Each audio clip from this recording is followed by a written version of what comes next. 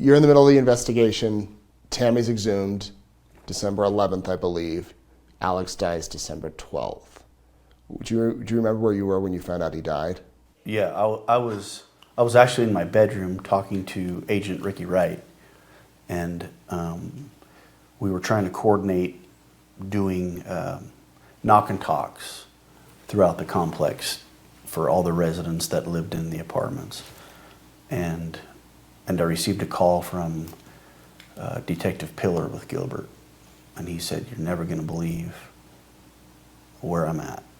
And he was at the hospital and told me that Alex had died, and I just thought, how can this get any crazier? And I had a sense of relief too, because the so-called hitman that was doing all these killings, he's gone. So it's a sense of relief, but at the same time, you're like, what else is going to happen?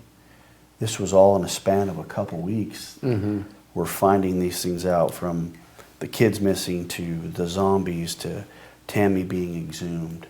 Alex dies. I remember looking at Rob and Ron and like, what is going on?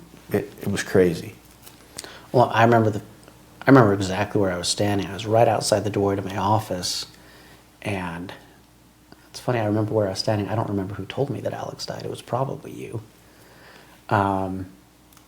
But my first thought was like, did they kill him?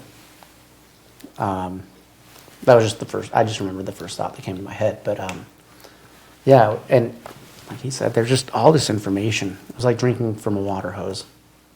A crazy water hose. A crazy nonstop water hose for 4 years. What do you think about Alex's death?